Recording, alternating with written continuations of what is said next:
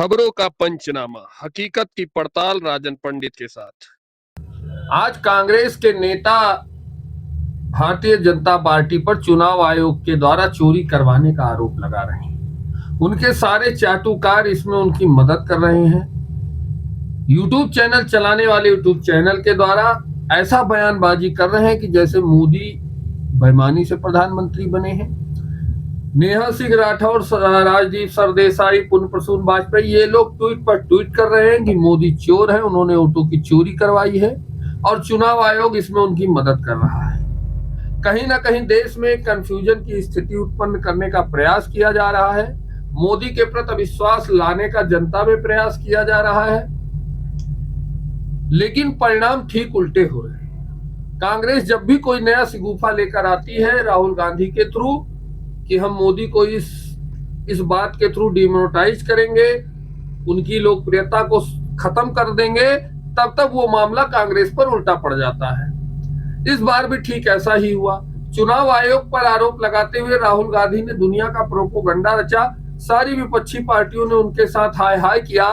सारे पत्रकार जो उनके चाटुकार हैं उनके साथ दिल लगी करने लगे और आकर चैनल पर चिल्लाने लगे, लेकिन मामला उल्टा होने लगा है। देश की जनता चूंकि जागरूक है, लगभग हर हाथ में सोशल मीडिया है और तमाम ऐसी जानकारियां देने वाले ग्रुप चैट जीपीटी और गूगल हैं कि जनता सब जान जाती है।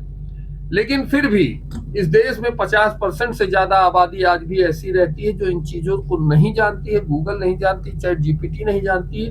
उन लोगों के दिमाग में ऐसा कोई भ्रम पैदा ना हो कि चुनाव आयोग से मदद कैसे ली जाती है, क्या नरेंद्र मोदी वास्तव में चोर हैं और कांग्रेस जो आरोप लगा रही है उसके कारनामे चुनाव आयोग के साथ कैसे रहे हैं, यह जानना देश की उस आबादी के लिए बहुत ज्यादा जरूरी है। इसलिए मैं आपके लिए आज एक ऐसी रिपोर्ट लेकर आया हूं जिसमें आप यह जान जाएंगे कि कब कब चुनाव आयोग के साथ मिलकर कांग्रेस ने कौन कौन से इस देश में काले कारनामे किए हैं और उनका लाभ लेकर इस देश पर शासन किया है। हालांकि वर्तमान समय में जितना मजाक कांग्रेस पार्टी का बन रहा है, शायद इतिहास में कभी ऐसा नहीं हुआ कि जब कांग्रेस पार्टी का और उनके नेताओं का इतना मजाक बना हो।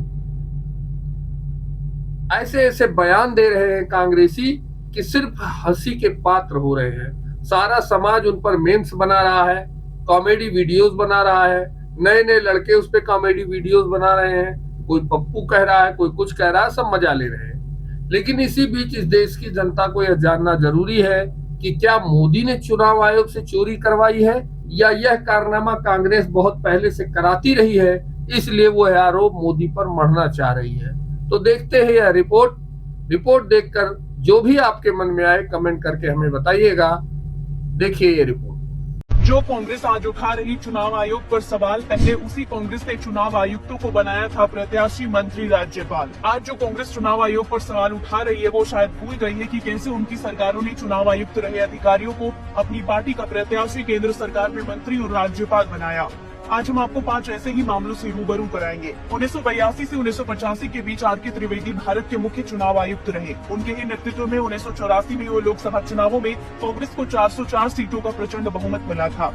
कांग्रेस पार्टी ने बाद में आर के त्रिवेदी को गुजरात का राज्यपाल बनाया था।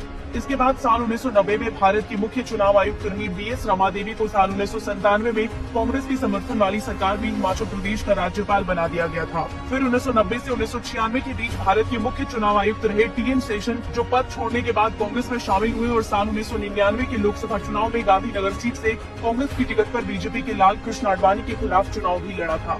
सोचिए, एक चुनाव आयुक्त जो बाद में चलकर कांग्रेस की टिकट पर चुनाव लड़ते हैं, उनकी निष्पक्षता पर किसी ने सवाल नहीं किया था। मीडिया रिपोर्ट्स के मुताबिक राजीव गांधी ने ही तत्कालीन प्रधानमंत्री चंद्रशेखर की सरकार पर दबाव डालकर दिसंबर 1990 में TN शेषन को ये पद दिलवाया था। 1991 के चुनाव में पहले चरण की वोटिंग के बाद राजीव गांधी की हत्या हुई थी। तब चुनाव आयोग ने पूरे देश में चुनाव स्थगित कर दिए थे। हालांकि राजीव गांधी अमेठी से चुनाव लड़ रहे थे और वहां पहले चरण में वोट पड़ चुके थे और नियमों के मुताबिक पूरे देश में चुनाव स्थगित नहीं होने चाहिए थे। खैर, इसके बाद 1996 से 2001 के बीच MS गिल मुख्य चुनाव आयुक्त रहे, जो बाद में न सिर्फ कांग्रेस में शामिल हुए बल्कि मनमोहन सरकार में मंत्री भी बनाए गए। 2001 से 2004 के बीच भारत के मुख्य चुनाव आयुक्त रहे जेम्स माइकल लिंगदो भी बाद में कांग्रेस में शामिल हो गए थे।